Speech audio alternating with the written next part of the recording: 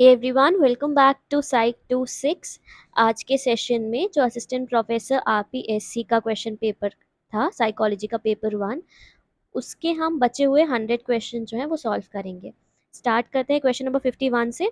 Which of the following pairs are correctly matched. सबसे पहले मैं कंफर्मेशन बायस के बारे में दिया हुआ है, the tendency to search for evidence that fits one belief while ignoring any evidence that does not fit those belief.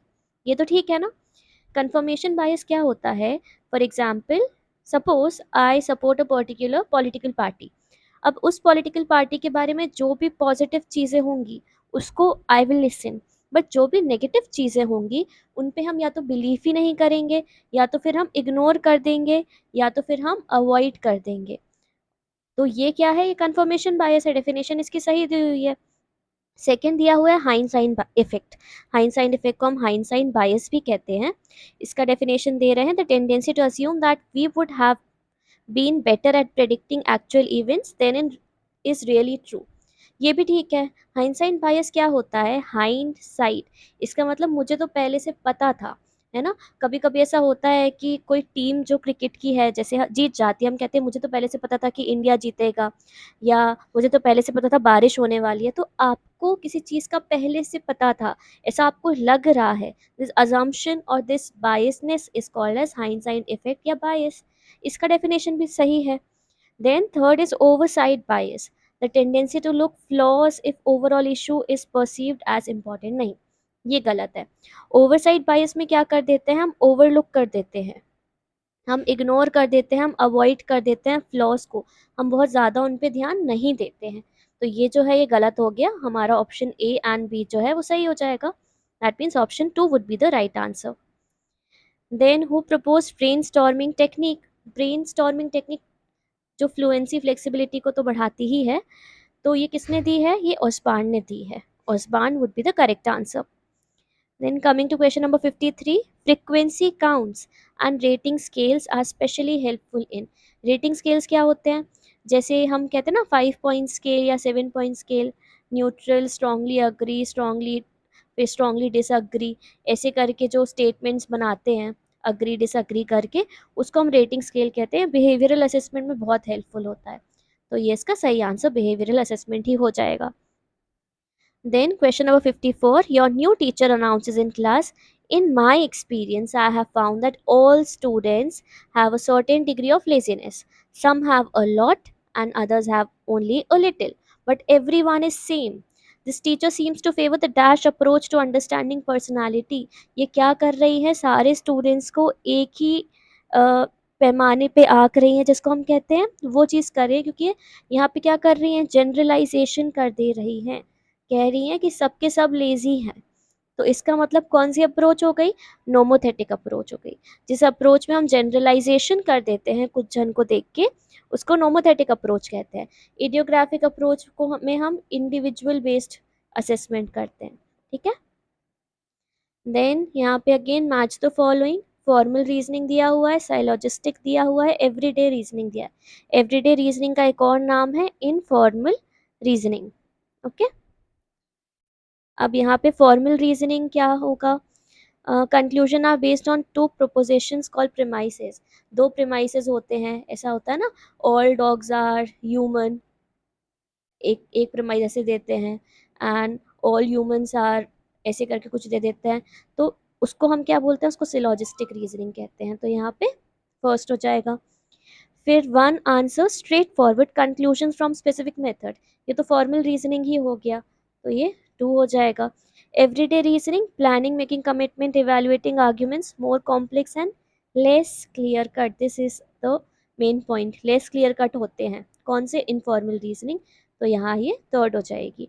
तो 213 कहाँ दिया हुआ है? 213 ऑप्शन 2 में दिया है।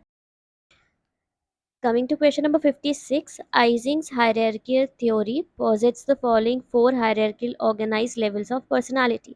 The correct order of the organization starting from lowest to highest, हमको lowest से highest में बताना है कि कैसे organize हुआ है। तो सबसे पहले specific responses होते हैं, जो कि बहुत बार होते हैं, repeat होते हैं, specific वो habitual responses बन जाते हैं। Then traits आते हैं, last होता है types। तो हो जाना चाहिए D B A C, DBAC option 4 है, पर अकॉर्डिंग टू आंसर की ऑप्शन जो है वो यहाँ पे 3 जो है वो दिया हुआ है, but according to me, according to the books, the correct answer should be option number 4. Next question में आते हैं. Assertion and reasoning. Personality traits measured by 16 PF are source traits. हाँ, ये बात तो ठीक है. जो 16 पर्सनालिटी फैक्टर्स हैं वो सोर्स ट्रेट से ही डिराइव किए गए हैं, वो सरफेस ट्रेट नहीं है, तो ये बात सही है. Cattell used oblique rotation to identify personality traits. ये बात भी ठीक है ना, उनको कोरिलेशन फाइंड आउट करना था जिसके लिए ऑब्लिक रोटेशन ही यूज किया जाता है.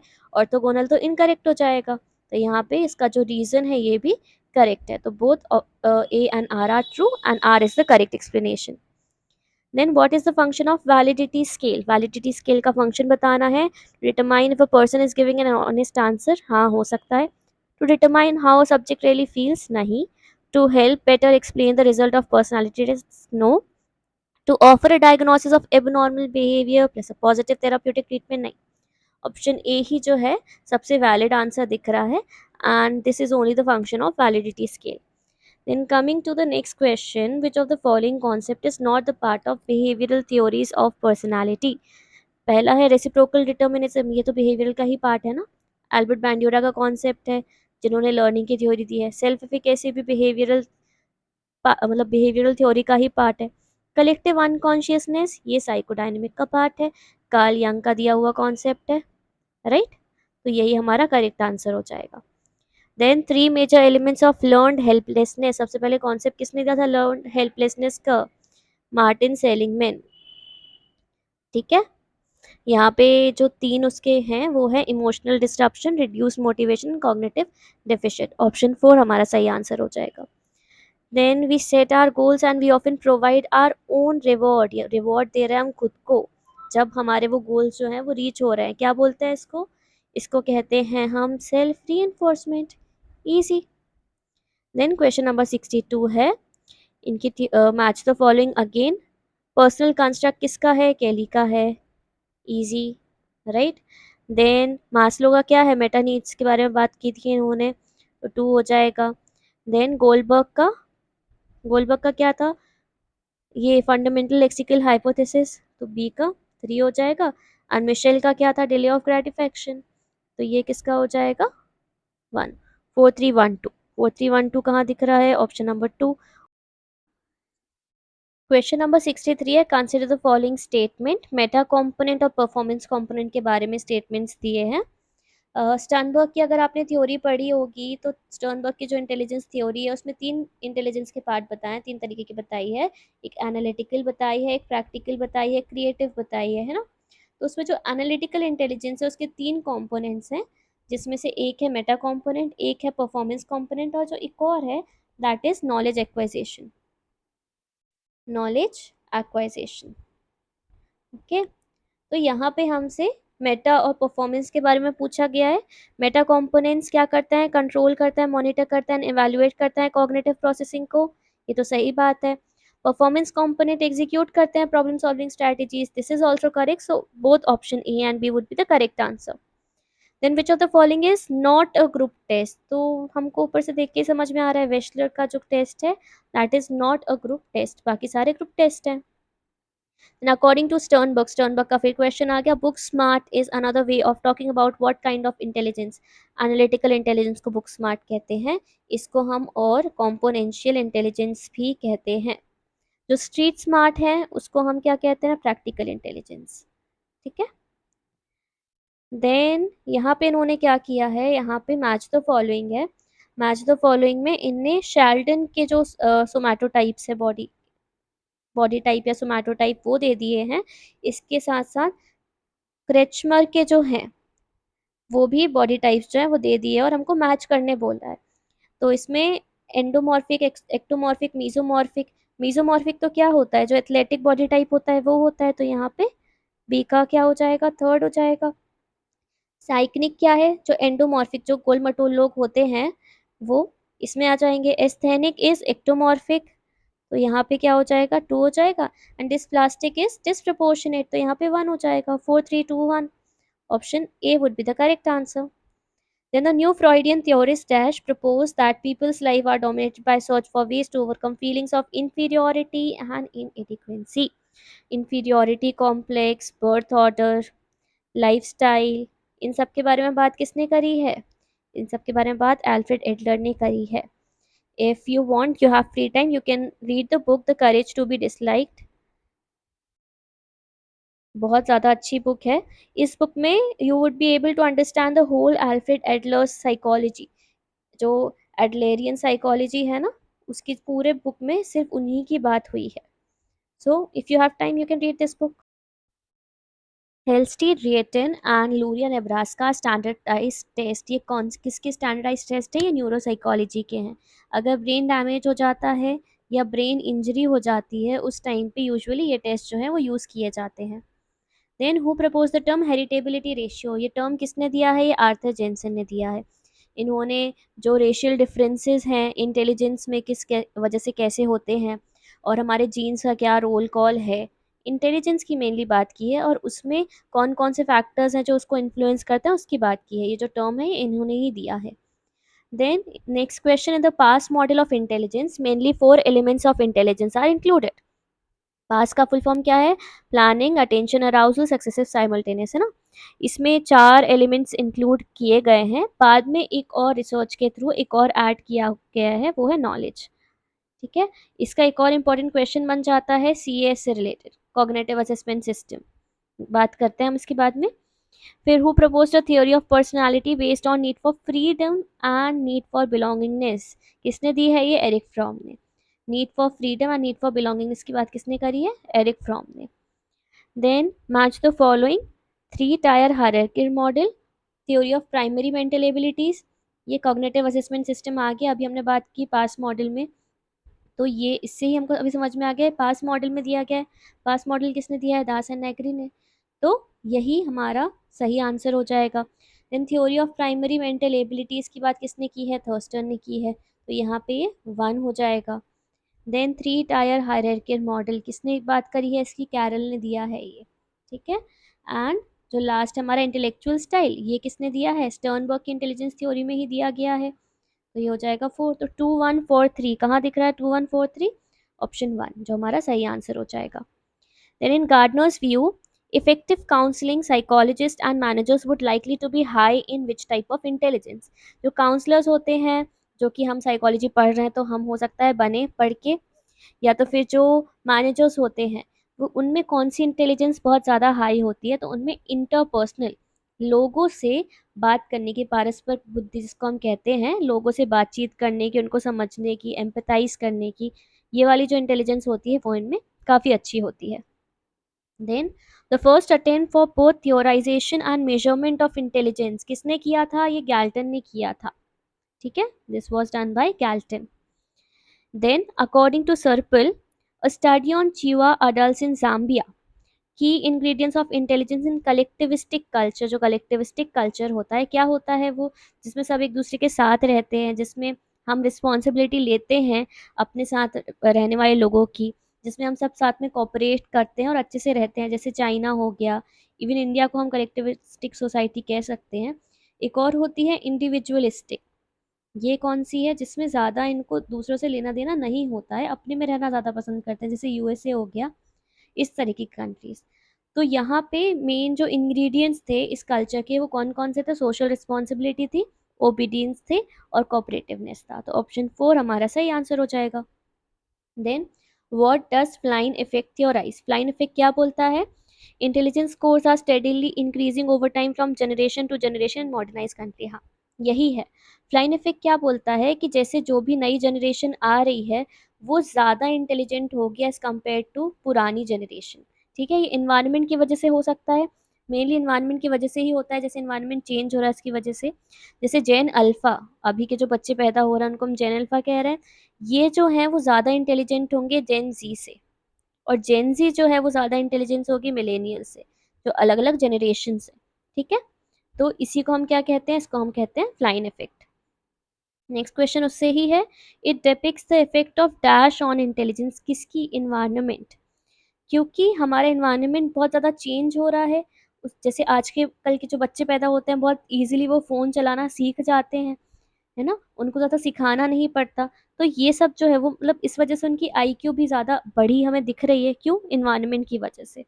तो यही मेन जो है इफ़ेक्ट एनवायरनमेंट का ही बताता है। कौन? Flynn effect. Then according to Guilford, structure of intellect model, number of operation, content and products are. Important question है, इससे रिलेटेड क्वेश्चंस आ जाते हैं बहुत बार। तो ऑपरेशंस कितने हैं? 6 हैं, कंटेंट 5 हैं और प्रोडक्ट 6 है। इससे एक और क्वेश्चन जो है वो काफ़ी बार हमें देखने मिला कि प्रोडक्ट्स में पूछ लेते हैं हमसे सीक्वेंस, जो अंदर प्रोडक्ट्स के अंदर जो 6 हैं एलिमेंट, उनका सीक्वेंस पूछ लेते हैं, विच इज़ UCRSTI।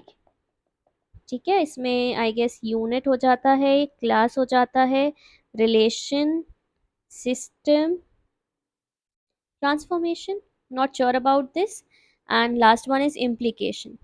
जैसा कई बार हमसे सीक्वेंस पूछ लिया जाता है, so you should be aware about it.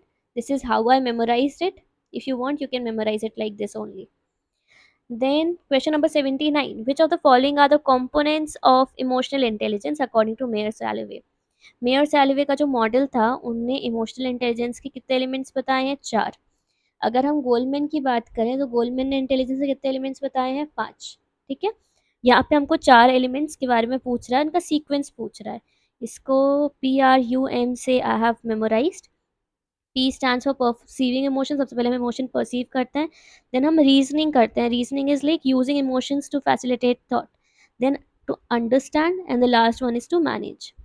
So A, D, B and C, A, D, B and C किस में दिख रहा है? ऑप्शन नंबर 2 में दिख रहा है, हमारा यहाँ पे सही आंसर हो जाएगा। Attitudes and sentiments are those traits that direct the behavior of the person in a particular direction. इसको हम attitudes and sentiments जो होते हैं, इसको हम क्या बोलते हैं? इसको हम डायनेमिक ट्रेट कहते हैं। Easy question. Then again match the following. TAT दिख गया हमको, रोशाच दिख गया। TAT में हमको पता है क्या हो जाता है? नीड्स एंड प्रेसेस की बात होती है, तो ये 2 हो गया। रोशाच में क्या? पॉपुलर ओरिजिनल रिस्पॉन्सेज हो जाते हैं, तो ये 3 हो गया।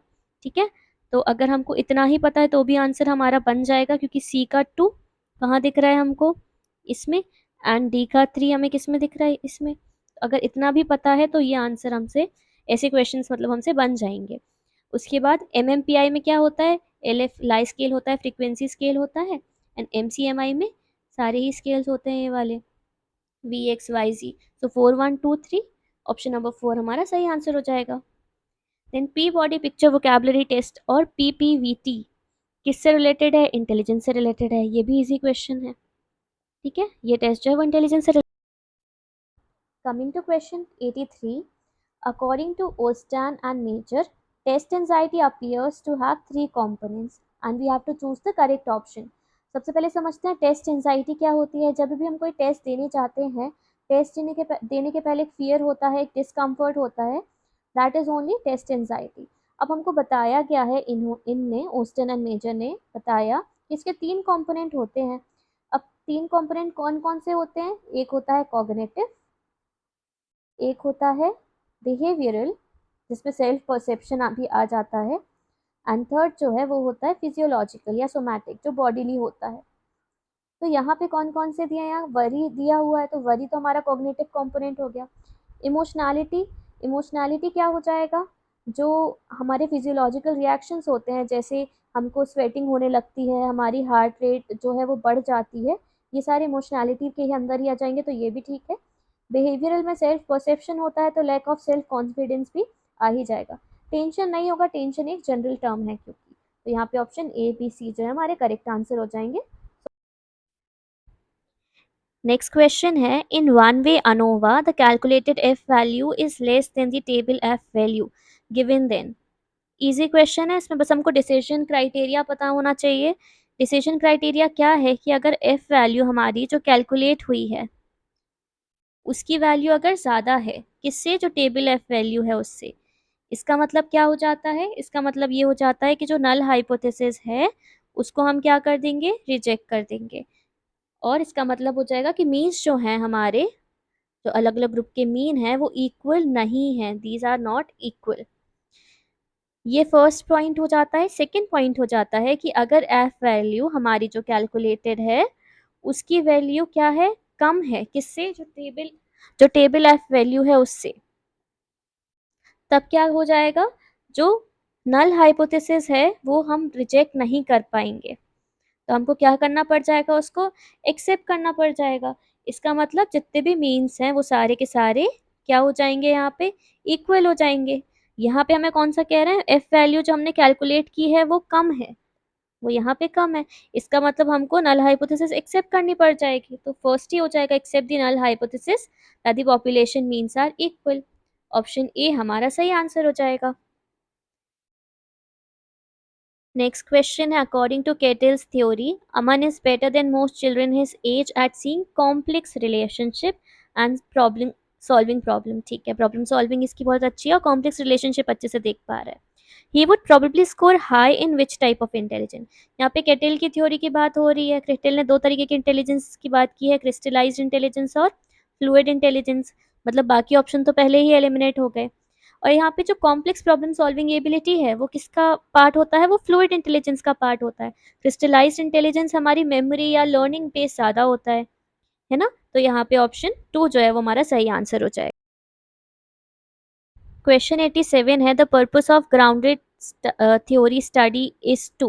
क्या है ग्राउंडेड थ्योरी स्टडी का main purpose, describe cultural characteristic, नहीं, generating and developing a new theory, यही ऑप्शन हमारा सही हो जाएगा। ग्राउंडेड थ्योरी का तो मेन पर्पस यही होता है ना कि हमको नई थ्योरी जो है वो बनानी है, so this would be our right answer. Question number 88, which of the following is limitation of case study. Case study क्या होती है, केस स्टडी होती है जब इन डेप्थ किसी भी पर्टिकुलर ग्रुप की या किसी एक पर्टिकुलर इंडिविजुअल की स्टडी करते हैं, है ना, तो उसकी लिमिटेशन क्या है, it does not provide in depth information, ऐसा तो बिल्कुल भी नहीं है, तो प्रोवाइड करता है इन डेप्थ इन्फॉर्मेशन, है ना, तो ये गलत हो जाएगा। It is difficult to generalise from the case study, ये सही हो जाएगा। क्यों, क्योंकि जनरलाइजेशन जो है वो कब पॉसिबल हो सकता है, जब बहुत सारे लोगों पे रिसर्च हो, पर यहाँ पे हम रिसर्च बहुत कम लोगों पे कर रहे हैं, बहुत सिलेक्टेड लोगों पे कर रहे हैं, जिसकी वजह से उसको जनरलाइज करना डिफिकल्ट हो जाता है, तो ये एक लिमिटेशन, बहुत बड़ी लिमिटेशन है इसकी, तो ये हमारा करेक्ट आंसर हो जाएगा। It is useful only in clinical and counselling psychology, ऐसा तो नहीं है, तो ये भी गलत हो जाएगा। डाइवर्स मेथड यूज करते हैं to collect data about the subject, ये सही हो सकता है, सही ही है एक्चुअली, पर ये लिमिटेशन नहीं है, तो यहाँ पे ऑप्शन 2 ही हमारा सही आंसर हो जाएगा। क्वेश्चन नंबर 89 है, factorial design experiments are less efficient than quasi experimental design. ऐसा है क्या कि फैक्टोरियल डिजाइन जो होती है वो कम एफिशिएंट है क्वाजा एक्सपेरिमेंटल मेथड से, ऐसा तो बिल्कुल भी नहीं है, तो ये तो हमारा गलत हो गया, ये गलत हो गया, तो हमको पता है सिर्फ एक ही ऑप्शन सही हो सकता है, क्या, ऑप्शन 4, ए इज फॉल्स। अगर ए फॉल्स है तब आर का ट्रू होना तो पक्का ही है, तो ये सही हो जाएगा। देख लेते हैं फिर भी रीजन क्या है, factorial design experiments yield information about the main and interaction effect variable, ये तो सही है ना, होता ही है फैक्टोरियल डिजाइन में, इंटरेक्शन इफेक्ट देखते हैं हम और मेन इफेक्ट देखते हैं, दोनों चीज देखते हैं। क्वेश्चन 90 है, the primary method of data collection used in phenomenological research is. कौन सा हम यूज करते हैं, मल्टीपल मेथड यूज करते हैं, नहीं, एनालिसिस ऑफ स्टैंडर्ड टेस्ट, नहीं, पार्टिसिपेंट ऑब्जर्वेशन हम कर सकते हैं पर नहीं भी, तो यहाँ पे इन डेप्थ इंटरव्यू जो है वो एकदम करेक्ट आंसर हो जाएगा क्वेश्चन 90 का। क्वेश्चन 91 है, single subject experimental design is characterised by. Single subject experimental design में क्या होगा, repeated measurement are taken across time on one individual, ऐसा तो है ना, क्योंकि एक ही इंडिविजुअल है जिसके ऊपर आप सारा टेस्ट कर रहे हो, तो बार बार उसका रिपीटेड मेजरमेंट तो होगा ही, तो ये चीज़ तो एकदम ठीक है। Experimenter has full control over the order effects, नहीं, पूरा कंट्रोल नहीं होता, वो कोशिश करते हैं कि मिनिमाइज हो जाए, कम से कम ऑर्डर इफेक्ट हो, हम काउंटर बैलेंसिंग यूज़ करने लगते हैं या दूसरे तरीके के चीज़ें यूज़ करते हैं जिससे कम हो, पर पूरा कंट्रोल कभी नहीं होता है। The design provides good basis for generalisation, ऐसा तो बिल्कुल भी नहीं है। आप एक ही इंडिविजुअल पे कर रहे हो ना एक्सपेरिमेंट, तो आप पूरे सब पे जनरलाइज इसको कर ही नहीं सकते हो, उसके लिए काफ़ी बड़ा सैम्पल साइज होना चाहिए। And fourth, that provides such information about human behavior that is not always obtainable in group design, ये तो है ना, क्योंकि हम सिर्फ एक इंडिविजुअल सिंगल स्टडी कर रहे हैं तो हमको बहुत सी कुछ ऐसी चीज़ें देखने मिल सकती हैं जो ग्रुप में नहीं देखने मिलेगा, ये बिल्कुल ठीक है, तो ए एंड डी हमारा सही आंसर हो जाएगा। Option 3 would be the right answer. A next question है, formulating a specific problem statement helps to ensure that the experimenters understand the problem. ये बात तो एकदम ठीक है कि जब भी हम कोई स्पेसिफिक प्रॉब्लम स्टेटमेंट बनाते हैं तो हमको एक्सपेरिमेंटर्स जो होते हैं वो प्रॉब्लम को समझ पाते हैं। रीजन कह रहे हैं, specific problem statement helps the experimenter make necessary decision about such factors as participants, instruments and measure good grasp of variables to be investigated etcetera. ये भी सही है, पर ये इसका कॉज जो है वो एक्सप्लेन नहीं कर रहा है, जिसकी वजह से ऑप्शन 2 हमारा सही आंसर हो जाएगा। ऐसे क्वेश्चन काफ़ी कंफ्यूजिंग होते हैं क्योंकि हमको देखने में ऑप्शन ए भी सही लग रहा है, बट अकॉर्डिंग टू आंसर की option 2 is the right. Next question है, arrange the following research methods in order of their increasing potential to find causal relationship. Increasing मतलब क्या होता है, कम से हमको क्या बताना है, ज़्यादा।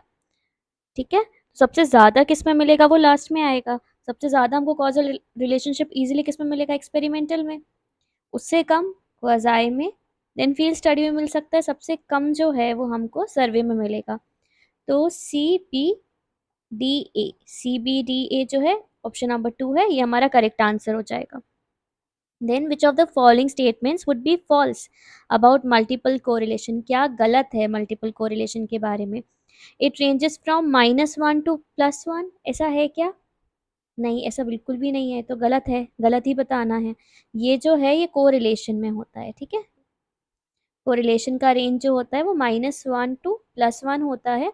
अगर हम मल्टीपल कोरिलेशन की बात करें, मल्टीपल कोरिलेशन, तो इसका रेंज जो होता है 0 टू +1 जाता है।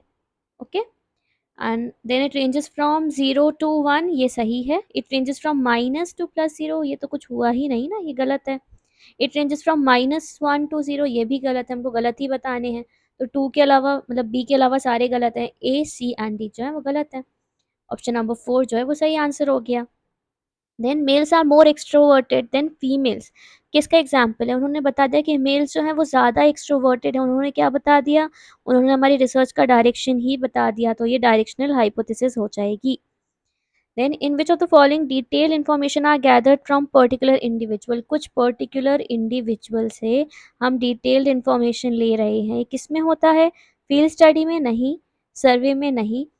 क्लिनिकल केस हिस्ट्री में हो सकता है, केस स्टडी में तो होता ही है, लेकिन क्लिनिकल केस हिस्ट्री यहाँ इसलिए नहीं होगा क्योंकि यहाँ पे कुछ क्लिनिकल के बारे में कुछ टर्मिनोलॉजी दी नहीं है।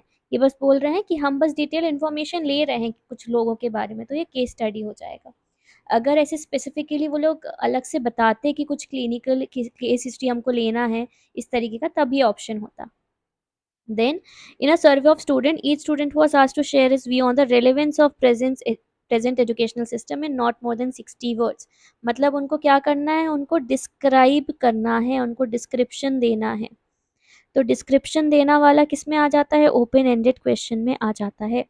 क्लोज एंडेड क्वेश्चन में MCQ आएंगे, ट्रू फॉल्स आएंगे, या जैसे 5 पॉइंट स्केल आ जाता है वो आ जाएगा, है ना। पर यहाँ पे ओपन एंडेड क्वेश्चन होगा क्योंकि यहाँ पे हमको डिस्क्रिप्शन करने बोल दिया है। Then in a single group pre test, एक ही ग्रुप है, एक ही ग्रुप है। ठीक है, इसी में हम प्री टेस्ट कर रहे हैं, इसी में हम पोस्ट टेस्ट कर रहे हैं। What statistical method can be best employ to evaluate the mean difference of pre and post test. इसमें क्या यूज होगा? अलग ही देख के समझ में आ रहा है, one way repeated measure, repeated measures ही तो यूज होगा ना, कि एक ही ग्रुप है उसमें ही प्री कर दिया, उसमें ही हमने पोस्ट कर दिया, मतलब हम रिपीट कर रहे हैं। तो ऑप्शन नंबर 4 सही आंसर हो जाएगा। Then which test is the part of parametric test. कौन सा पैरामेट्रिक टेस्ट में आएगा? जेड टेस्ट ही आएगा, एफ टेस्ट, जेड टेस्ट, ये सारे पैरामेट्रिक के पार्ट हैं। Then the main advantage of survey method, survey method का मेन एडवांटेज क्या है? क्या only a small number of subjects can be assist? नहीं, स्मॉल नंबर तो केस स्टडी या उस तरीके की चीज़ में होता है। सर्वे तो इसलिए होता है जिसमें बहुत सारे लोग, अच्छी खासी पॉपुलेशन जो है वो हम लोग इकट्ठी कर पाएँ। A large amount of data can be gathered, हाँ, ये जो है ये हमारा सही आंसर हो जाएगा। Option 2 would be the correct answer. Question number 101 है, while considering the sources of measurement error, which of the following method is not used for calculating internal consistency। Internal consistency के लिए कौन कौन सी मेथड्स हम use कर सकते हैं? तो हम स्प्लिट हाफ मेथड यूज़ कर सकते हैं, अल्फा मेथड भी यूज्ड होती है, KR20 मेथड भी यूज्ड होती है। कौन सी नहीं होती है? कप्पा मेथड यूज़ नहीं होती है, इसको कोहेन्स डी भी कहते हैं। This method is also called as Cohen's D method, ये जो है ना ये इंटर-रेटर रिलायबिलिटी में हम यूज़ करते हैं। ओके, तो इसका इंटरनल कंसिस्टेंसी में ऐसा यूज़ नहीं होता है। ये हमारा यहाँ सही आंसर हो जाएगा। देन मैच द फॉलोइंग है कंसिस्टेंसी इन मेजरमेंट, इसको हम क्या कहते हैं? इसको हम रिलायबिलिटी कहते हैं। एक्चुअल मेजरमेंट हमको कौन बताता है? वैलिडिटी। तो ए का 2 हो जाएगा, बी का 1 हो जाएगा। देन नॉर्म्स इन मेजरमेंट को क्या बोलते हैं? स्टैंडर्डाइजेशन का मतलब कि हमारे जो नॉर्म्स हैं वो हमने दे रखे हैं किसी भी टेस्ट में। तो यहाँ पे ऑप्शन सी हो जाएगा। एंड आर्काइवल मेजरमेंट हमको डॉक्यूमेंट से ही मिलेगा, तो यहाँ पे 4 हो जाएगा, 2 1 3 4, 2 1 3 4। ऑप्शन नंबर 1 ही हमारा सही आंसर हो गया। Next question, which of the following methods should not be applied to determine the reliability of speed test? Speed test क्या होता है कि एक पर्टिकुलर टाइम में कितने क्वेश्चंस आपने अटेम्प्ट कर लिए। यूजुअली ये इजी क्वेश्चंस होते हैं, इसमें पावर टेस्ट जो होते हैं उसमें डिफ़िकल्ट क्वेश्चंस होते हैं ना। तो हम जो नहीं अप्लाई कर सकते हैं स्पीड टेस्ट के लिए, तो हम टेस्ट रीटेस्ट जो होता है वो तो अप्लाई कर सकते हैं, पैरेलल फॉर्म भी अप्लाई कर सकते हैं, स्प्लिट हाफ नहीं कर सकते क्योंकि 2 डिविजन्स दिए, हमने 2 फॉर्म दिए हैं ए एंड बी। अब जो फॉर्म है आधे में 50 क्वेश्चंस हैं, एक और में 50 क्वेश्चन, तो कौन सा पहले हो रहा है, हो सकता है इनकम्प्लीट रह जाए, तो ये हम नहीं यूज़ कर सकते। क्या फॉर्मूला रैशनल इक्विवेलेंस भी हम नहीं यूज़ कर सकते हैं। तो option B and D would be the correct answer. Next question देखते हैं हम, which one of the following factor is not affecting the validity of test? Test की वैलिडिटी को क्या चीज़ अफेक्ट प्रभावित नहीं कर रही है, क्या चीज़ इफेक्ट नहीं कर रही है? तो लेंथ ऑफ द टेस्ट, ये तो इफेक्ट करता ही है। ये ज़्यादा लेंथ ऑफ टेस्ट जो है वो ज़्यादा रिलायबिलिटी को इफेक्ट करता है, पर वैलिडिटी भी इफेक्ट होती है। सैम्पल हेट्रोजेनिटी, जब मिक्स टेस्ट हो जाते हैं, जब मतलब मिक्स्ड आइटम्स हो जाते हैं, तो वो वैलिडिटी को इफेक्ट करता ही है। सोशियो कल्चरल डिफरेंसेस भी करेंगे ही, ये बात भी ठीक है। इंस्ट्रक्शंस को अगर हम मॉडिफाई कर देंगे तो वो डायरेक्टली बहुत ज़्यादा हमारी टेस्ट की वैलिडिटी को इफेक्ट नहीं करेगा, क्योंकि अगर टेस्ट वैलिड है तो वो तो वैलिड है ही।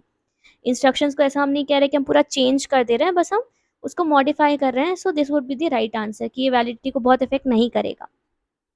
Then match the following type A B personality, ये क्वेश्चन भी ऐसे क्वेश्चंस मतलब जिसमें टाइप ए बी पूछा गया है, ऐसे बहुत सारे आ चुके हैं।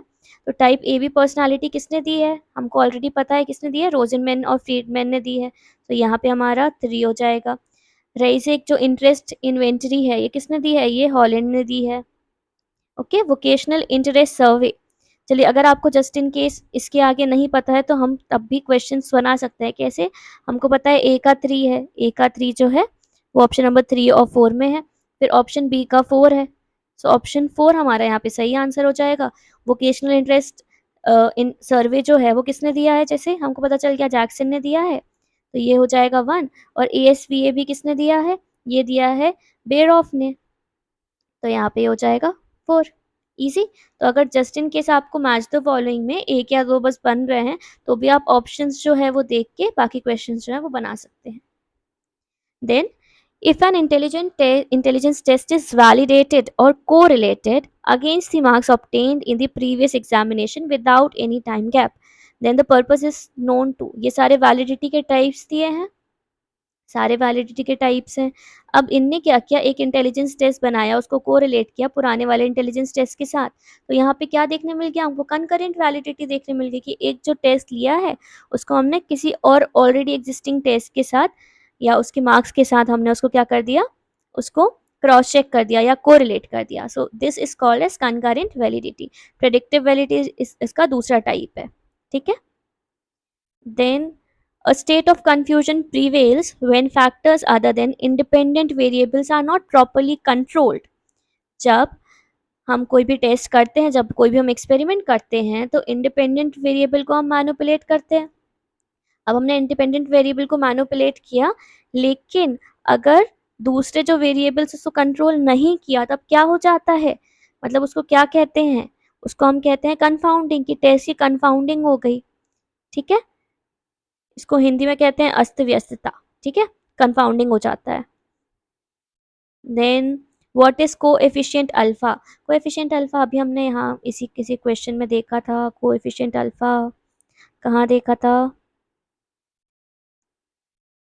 अच्छा नहीं देखा, कप्पा मेथड देखी थी। ओके, कोएफिशिएंट अल्फा जो होता है ये हम क्या मेजर करता है? इंटरनल कंसिस्टेंसी को मेजर करता है। ठीक है, रिलायबिलिटी ही मेजरमेंट करने के लिए, रिलायबिलिटी में इंटरनल कंसिस्टेंसी को मेजर करने का काम किसका होता है, कोएफिशिएंट अल्फा का। ये साइन भी आपको अगर देखने मिलेगा तो ये कोएफिशिएंट अल्फा का होगा। Then sudden noise during test administration is what type of error in measurement.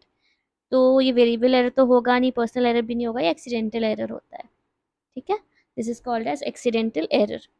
Then, if you have conducted your statistical analysis and the results state that you can reject the null hypothesis, but this in fact is incorrect. मतलब हम लोगों ने हम null hypothesis को reject कर सकते हैं even when it's true. हम कहते हैं ना, जब वो सही है उसके बाद भी हमने उसको reject कर दिया या कर सकते हैं, ये क्या होता है, टाइप 1 एरर होता है. This is called as type 1 error.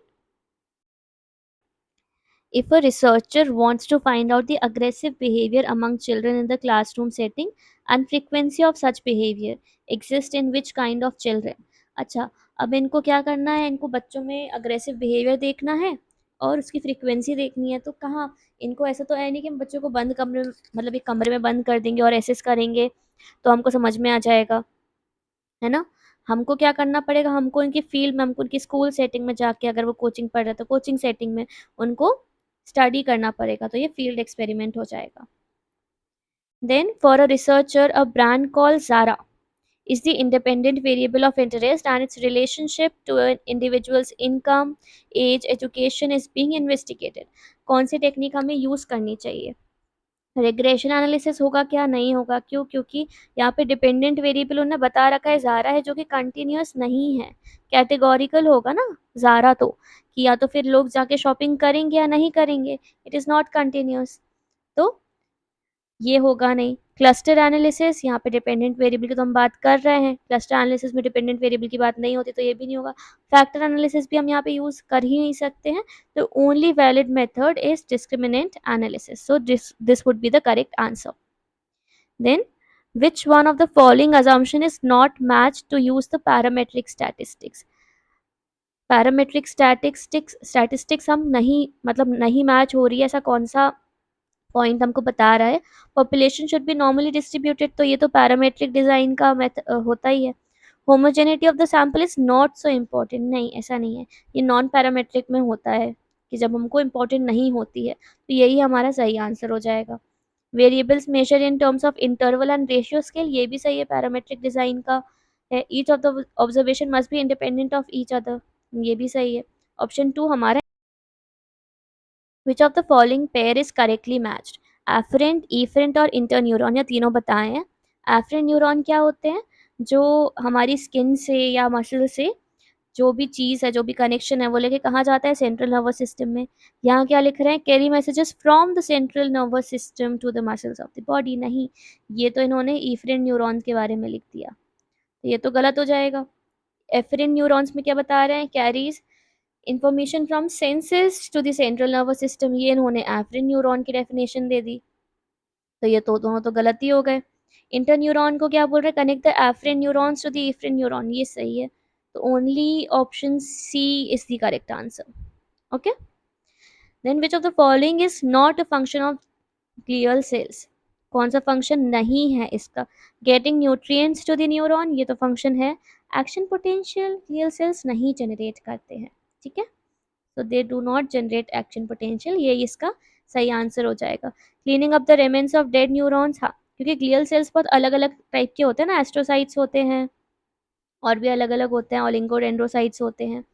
तो वो सारे जो है ना, अलग अलग इनके जो ग्लियल सेल्स होते हैं उनके अलग अलग फंक्शंस होते हैं. कुछ का न्यूट्रिएंट्स प्रोवाइड करना होता है, कुछ का डेड न्यूरॉन्स को क्लीन अप करना होता है, कुछ का माइलिन जनरेट करना होता है. जैसे CNS में कौन माइलिन जनरेट करता है, ओलिगोडेंड्रोसाइट्स, ठीक है.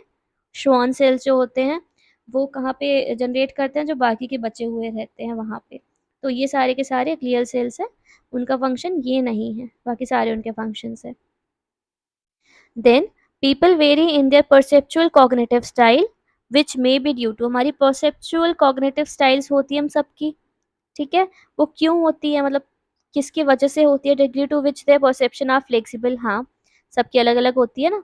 एस्पेक्ट्स ऑफ देयर पर्सनालिटी, उनके बारे में कुछ बताता है वो, ये भी ठीक है. रिजिड बिलीफ, नहीं, रिजिड बिलीफ यहाँ पे नहीं आएगा. फील्ड डिपेंडेंस और फील्ड इंडिपेंडेंस ये भी ठीक है, मोटिव्स भी ठीक है, तो सी को छोड़ के सारे सही हैं, तो सी किस में नहीं है, सी ऑप्शन 4 में नहीं है, ऑप्शन 4 हमारा सही आंसर हो जाएगा। What is the ability whereby the structure and functions of brain cells change in response to trauma, damage और इवन लर्निंग?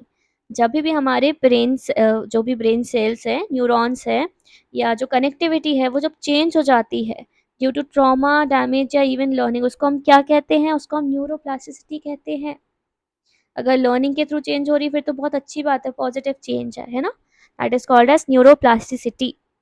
अभी बहुत रिसेंट टाइम से बहुत रिसर्चेस इस पे चल रही हैं न्यूरोप्लास्टिसिटी में। Then, which part of the eye hardens as we age, thus causing many to suffer from presbyopia? क्या होता है? लेंस की वजह से होता है, लेंस में ये चीज़ हो जाती है।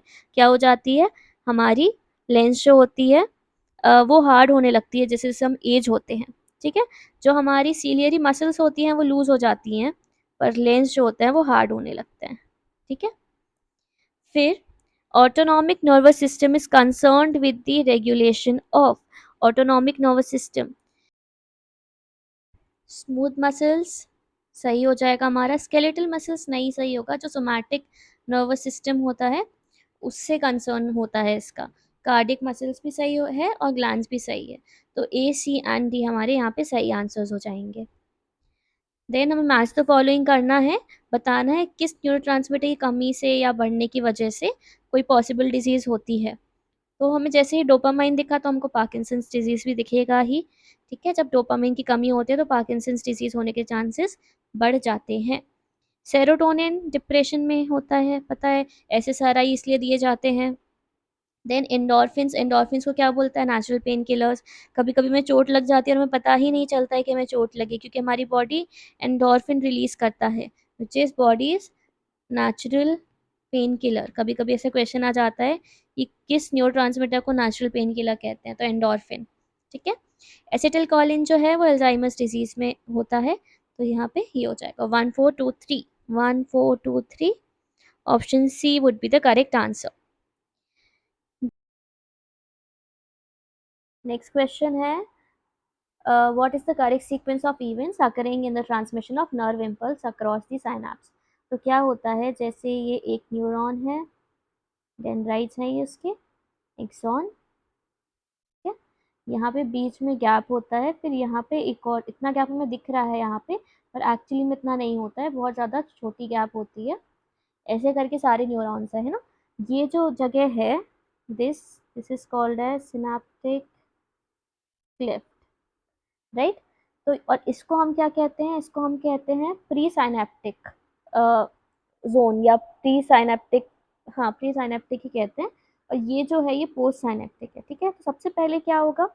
सबसे पहले न्यूरोट्रांसमीटर का सिंथेसिस होगा, सबसे पहले तो वो बनेगा ना, और फिर क्या होगा इसका, सेकेंड में ये रिलीज होगा, ये यहाँ पे आ जाएगा और यहाँ पे ये रिलीज होगा सिनेप्टिक क्लेफ्ट में। अब यहाँ पे सिनेप्टिक क्लेफ्ट में रिलीज होने के बाद हमने रिलीज कर दिया, फिर यहाँ जो है यहाँ बाइंड हो जाएगा, ठीक है। यहाँ या यहाँ कहीं पे बाइंड हो जाएगा, तो binding of neuro receptor on receptor side, यहाँ पे रिसेप्टर साइड्स होती है। उसके बाद पोस्ट सिनेप्टिक पोटेंशियल होगा, जो आयन चैनल्स हैं ना, सोडियम आयन चैनल्स, वो सारे खुल जाएंगे। तो सबसे पहले क्या हो गया यहाँ पे डी, उसके बाद A, then C and then B, option C 3 जो है हमारा सही आंसर हो जाएगा। Then in which lobe of the cerebral cortex the somatosensory cortex lies, कहाँ होता है ये गायरस के पीछे होता है आई गेस, हाँ जी गायरस के पास और सल्कस के पीछे होता है ये। कौन कहाँ पे होता है ये? पैराइटल लोब में, okay. Then 4 important elements in theory of signal detection, जो सिग्नल डिटेक्शन थ्योरी है उसमें 4 होते हैं, फॉल्स अलार्म, हिट, ठीक है, और correct rejection and then false rejection. Option 3 ही हमारा सही आंसर हो जाएगा। सिग्नल डिटेक्शन थ्योरी से भी एक नया क्वेश्चन आता ही है। देन मेथड ऑफ लिमिट को हम और क्या बोलते हैं? मेथड ऑफ लिमिट को हम मेथड ऑफ मिनिमल चेंजेस कहते हैं। Easy question. Then the human ear can generally hear sounds ranging from, ये तो बहुत ही क्लास 5th का क्वेश्चन है, 20 to 20,000 हर्ट्ज हमारी जो टेंडेंसी है। ऐसा नहीं है कि 20 हर्ट्ज के बाद या 20 20,000 हर्ट्ज के बाद या 20 हर्ट्ज के पहले साउंड फ्रीक्वेंसीज नहीं होती।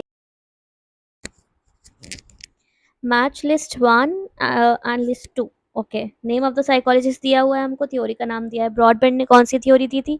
इजी क्वेश्चन है ये, लेकिन इससे भी क्वेश्चंस आते हैं अटेंशन के। ब्रॉडबैंड ने क्या दिया था? फिल्टर थ्योरी दिया था। ट्रीसमैन ने फिल्टर एटेन्यूएशन थ्योरी दे दिया था कि सारी आती तो है पर मतलब हम सब कुछ सुनते हैं लेकिन उसके बाद on the basis of importance वो एटेन्यूएट हो जाती है। ठीक है। देन जॉनस्टन एंड हीन्स का मल्टीमोड थ्योरी था, तो ये 1 हो जाएगा। मिलर ने मैजिक नंबर दिया था मेमोरी का, तो यहाँ पे क्या हो जाएगा? 2314। 2314 ऑप्शन 2 हमारा सही आंसर हो जाएगा। Then which one of the following factor is not influencing the sustained attention? एक सिलेक्टिव अटेंशन होता है, बहुत सारे स्टिमुलस है उसमें से कुछ सिलेक्ट कर लिए उसमें अटेंशन दे रहे हैं। सस्टेन का मतलब एक ही स्टिमुलस पे आप बहुत लंबे टाइम तक फोकस कर रहे हो। तो सेंसरी मोडालिटी तो ऑब्वियसली फैक्टर है ही, क्या विजुअल है या कुछ चीज़ ऑडिटरी है, क्या है मोडालिटी, क्या है। टेम्पोरल अनसर्टेनिटी ये भी ठीक है, क्या टाइमिंग है उसका। कॉग्निटिव सेट जो है वो नहीं इन्फ्लुएंस करेगा, सिलेक्टिव अटेंशन को ज़्यादा इन्फ्लुएंस करेगा। क्लैरिटी ऑफ स्टिमुलस भी अफेक्ट करता है, तो यहाँ पे कॉग्निटिव सेट ही हमारा सही आंसर हो जाएगा। Then which of the following is a disorder resulting from two recessive gene inheritance? Turner syndrome में XO हो जाता है, क्लाइनफेल्टर्स में XXY हो जाता है। सिस्टिक फिब्रियोसिस जो है इसमें जो होता है this result from two recessive gene inheritance, तो ये हमारा सही आंसर हो जाएगा। डाउन सिंड्रोम में क्या होता है? Do let me know in the comment. इससे भी क्योंकि क्वेश्चन आता ही है डाउन सिंड्रोम से। ठीक है। The smallest amount of change in a physical stimulus to notice a difference in the intensity of the stimulus is known as, इसको JND कहते हैं। Easy, just noticeable difference, कि आपने एक रूम में लाइट जलाई और एक और लाइट ऑन की, तो कब कब वो पॉइंट आता है जब आपको पता चलेगा कि दूसरी लाइट भी जली है, कि पहली लाइट में और दूसरी लाइट में कुछ डिफरेंस है। That is JND, just noticeable difference. Then the classic visual clip study on depth perception, 3D perception जो हुआ था, जो एक्सपेरिमेंट हुआ था, उसमें किसके ऊपर क्या था? इन्फेंट्स के ऊपर किया गया था। एक ऐसे ग्लास वाला वो रख दिया था ढलान दिखाने के लिए कि नीचे जो है गैप है। ठीक है, तो ये इसमें हुआ था, इन्फेंट्स में हुआ था। Now when opening a door, the actual image on your retina changes drastically, but you still perceive the door as a rectangle. This is an example of a constancy है। कौन सी constancy है? Shape constancy है। अगर हमको black colour ही black दिख रहा है, मतलब किसी भी लाइट में, दैट वुड बी, जैसे कोल का कलर जो है वो ब्लैक ही दिखता है किसी भी उसमें, that is colour constituency. Size constituency मतलब हमको एक इंसान उतने ही साइज का दिख रहा है, उतनी ही हाइट का दिख रहा है, जितने भी दूर वो क्यों ना हो, दैट इज साइज कॉन्स्टेंसी। यहाँ पे हमको डोर को हम रेक्टेंगल परसीव कर रहे हैं, that is shape constancy. Then mitochondria, भाई माइटोकॉन्ड्रिया का भी क्वेश्चन आया हुआ है। Mitochondria are the energy producing structures located in dash of every cell. कहाँ होता है माइटोकॉन्ड्रिया? ये भी क्लास 8 का क्वेश्चन है ना? साइटोप्लाज्म में होता है, हमको सबको पता है। Then which of the following are included in gestalt principles of grouping? Figure ground होता है, हाँ। प्रॉक्सिमिटी भी होता है, कंटिन्यूटी भी होता है, ठीक है। कंटिन्यूटी, सिमिलैरिटी, क्लोजर भी होता है, ठीक है, तो ए ठीक है। सी ठीक है। कॉमन रीजन, क्लोजर, फैसिलिटेशन कुछ नहीं है, तो डी तो नहीं है। प्रॉक्सिमिटी होता है, कंटिन्यूटी, कॉमन रीजन भी होता है, तो A, B and C would be the correct answer. Then which one of the following is responsible for the determination of heredity traits?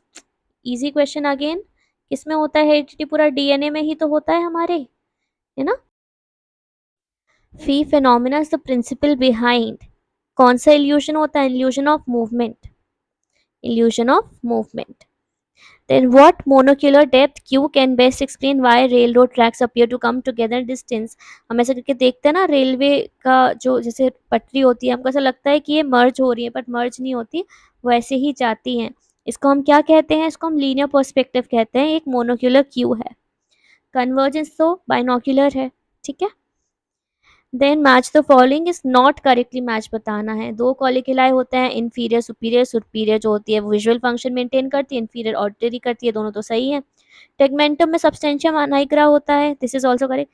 Cerebellum का स्लीप में ऐसा कुछ रोल कॉल नहीं होता, तो यही हमारा सही आंसर हो जाएगा, this is not correctly matched. Then motion sickness often results from conflicting signals sent from dash and from the dash. So कहाँ से सिग्नल्स होते हैं? आईज से होते हैं, ठीक है, क्योंकि हमारी बॉडी जो होती है वो स्टिल होती है, पर हम हमारी मतलब हमारी बॉडी तो स्टिल ही बैठी हुई है ना, पर हमारे साथ कुछ ना कुछ मूवमेंट हो रहा है। हम जिस जगह पे बैठे हैं वो मूव कर रही है, हम तो वहीं के वहीं सीट में ही बैठे हैं, कार आगे मूव कर रही है। इसलिए यहाँ पे आई से कॉन्फ्लिक्टिंग सिग्नल्स होते हैं, कहाँ जाते हैं, कहाँ से होते हैं? वेस्टिबुलर ऑर्गन से। तो यही हमारा सही आंसर हो जाएगा। अ डियर्स इनेबिलिटी है to quickly respond to the headlights of an approaching car at night is due to what phenomena? इसको डार्क अडेप्टेशन कहते हैं ना, कि अंधेरे को उसने अडेप्ट कर लिया, अनुकूल हो गया वो उसके लिए। Then what is metacognition? Metacognition का क्या मतलब होता है? One's ability to talk about his or her own thought? नहीं। Thinking about homework? नहीं। Understanding others feeling? दूसरों के बारे में नहीं होता। मेटाकॉग्निशन का मतलब खुद के बारे में होता है। Being aware of our own thought processes. Next question है, which of the following statements are false? Weber law depict that intensity of sensation is a logarithmic function of stimuli? नहीं, ऐसा तो नहीं है, ठीक है, तो ये तो फॉल्स हो गया। इसमें है intensity I upon I is directly proportional to, मतलब ये वाला फॉर्मूला था इनका, ठीक है, ये कांस्टेंट था, K was constant. Then Stevens law posits that sensory magnitude increases proportional to the physical intensity of stimulus raised in power. ये सब बात सही है, ठीक है। देन बोला था D L is the minimum difference between two stimuli noticeable और डिटेक्टेबल 50 और मोर देन 50% ऑफ टाइम। ये भी ठीक है, इसका डेफिनेशन भी ठीक है। Just not noticeable difference is the minimum difference, नहीं, that is J and D, तो ये भी फॉल्स है। तो A and D are incorrect, so हमारे यहाँ पे ऑप्शन नंबर 4 जो है वो करेक्ट आंसर हो गया। देन assertion and reason है, opiate drugs are very addictive in effect, सही बात है। endorphins activate neural system that mediate the pleasure experience, हाँ ये भी ठीक है। रीजन भी करेक्ट है, तो दोनों ही सही है और दोनों उसका करेक्ट एक्सप्लेनेशन भी है। A. Then match the following, gestalt principles of organization, illusion fool the eye, ये भी ठीक है। Figure and ground shape perception, ये भी ठीक है। 3D विजन डेप्थ परसेप्शन, जो विजुअल क्लिफ एक्सपेरिमेंट हुआ था वो। 1 2 3 4, ऑप्शन 1 हमारा करेक्ट आंसर हो गया। Then in which kind of conditioning responses are under the control of organism and voluntary responses? Operant conditioning voluntary होता है ना, ऐसा जो क्लासिकल कंडीशनिंग है ये तो इनवॉलेंटरी होता है, ऑटोमेटिकली हो रहा है, नेचुरली हो रहा है, इसमें हमारा कोई बस नहीं चलता कि इसको ऐसे नहीं करें। But on the base of री enforcement and punishment operant conditioning में वो चीज़ हो जाती है, तो यहाँ पे रिस्पॉन्सेज वॉलेंटरी हो जाते हैं। Then who suggested that learned helplessness may be due to higher level? अब ये डिफिकल्ट क्वेश्चन है, ठीक है, क्योंकि हमको पता है लर्नड हेल्पलेसनेस का कॉन्सेप्ट किसने दिया है? सेलिंगमैन ने दिया है। बैंड्यूरा कोहलर का यहाँ पे कुछ है ही नहीं रोल कॉल, तो ये दोनों तो करेक्ट हो इनकरेक्ट हो जाएंगे। अब यहाँ पे इसमें कंफ्यूजन हो सकती है, क्या कह रहे हैं? Higher level region of the brain known as ventromedial prefrontal cortex which help subject determine what is controllable. ये जो है ये किसने? ये स्टीवन मेयर ने सजेस्ट किया है। यहाँ पे स्टीवन मेयर जो है ये करेक्ट आंसर है। फिर बताना है which of the following are correctly matched. Simultaneously conditioning क्या होता है? जब हम कंडीशन स्टिमुलस और अनकंडीशन स्टिमुलस को साथ में रखते हैं, ये सही है। Delayed conditioning when the onset of C S पहले हो जाता है फिर यूएस होता है, ये भी ठीक है। Trace conditioning the US precedes the onset of C S, नहीं, ये बैकवर्ड कंडीशनिंग है, दिस इज बैकवर्ड कंडीशनिंग, तो ये इनकरेक्ट है। एंड बैकवर्ड कंडीशनिंग को बोल रहा था onset and end of C S precedes the onset of US with some kind of gap between two, ये तो ट्रेस कंडीशनिंग की डेफिनेशन दे दी है, तो ये भी गलत है। तो ए एंड बी बस हमारे सही आंसर है, ऑप्शन नंबर 2 हमारा सही आंसर हो गया। Then which of the following concepts Pavlov used for the theoretical explanation of classical conditioning? ये डिफिकल्ट क्वेश्चन है थोड़ा, ठीक है, क्योंकि यूजुअली इसके बारे में हमको चीज़ें नहीं पता होती है। This question is a bit difficult unless आपने कोई बुक में बहुत ज़्यादा गहराई से क्लासिकल कंडीशनिंग ना पढ़ा हो, ये थोड़ा डिफिकल्ट है क्वेश्चन करना। पहला ऑप्शन दिया है कॉर्टिकल मुसैक। कॉर्टिकल मुसैक का मतलब क्या होता है? जो भी हमारा एक्साइटेशन और इनहिबिशन का पैटर्न होता है सेरिब्रल कॉर्टेक्स में वो होता है, तो ये जो कॉन्सेप्ट है ये यूज़ किया था पावलोव ने। ठीक है। उन्होंने इसलिए यूज़ किया था कि ब्रेन जो होता है वो कैसे अलग अलग स्टिमुलस को प्रोसेस करता है वो जानने के लिए। देन सेकेंड है डायनेमिक स्टीरियोटाइप। इसका मतलब है कि हमारा ब्रेन कैसे स्टेबल पैटर्न जो होता है या रिपीटेड स्टिमुलस, मतलब जो भी रूटीन होता है, जो भी स्टिमुलस पैटर्न्स होते हैं वो कैसे बनाता है। ठीक है, तो ये भी बिहेवियरल वाले पार्ट में ही आ जाता है, ये भी ठीक है। इरेडिएशन एंड कंसंट्रेशन का मतलब होता है कि हमारे ब्रेन के कॉर्टेक्स में ये सारी चीज़ें कैसे फैलती हैं, कैसे स्प्रेड होती हैं, कैसे ये न्यूरोलॉजिकल प्रोसेसिंग होती है, तो ये भी है। लेटेंट इनहिबिशन इफेक्ट नहीं है क्योंकि ये बाद में कॉन्सेप्ट आया है, जब कॉग्निटिव साइकोलॉजी की हमने बहुत बात की है तब आया है बाद में। तो ऑप्शन ए, बी एंड सी जो है हमारे करेक्ट आंसर हो जाएंगे।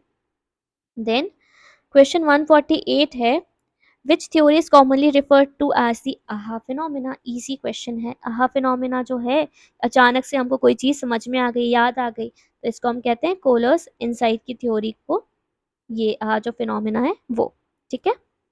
Then who coined the term instinctive drift. Instinctive drift जो टर्म है वो किसने दिया है, वो ब्रिलैंस ने दिया है। ऑप्शन 2 सही आंसर है। Then last question for today is, in Tolman's maze study the fact that group of rats receiving reinforcement only after day 10 of the study solved the maze for more quickly. Then did the rats who had been reinforced from the first day can be interpreted to mean that these particular rats, क्या वो ज़्यादा smart थे दूसरे से? नहीं। उन्होंने क्या already सीख लिया था? हाँ, 9 दिन पहले, शुरू के 9 दिन में ही उन्होंने सीख लिया था। यही तो टॉलमैन का स्टडी है ना। इसको हम क्या बोलते हैं, यहाँ पे दिया हुआ था लेटेंट लर्निंग।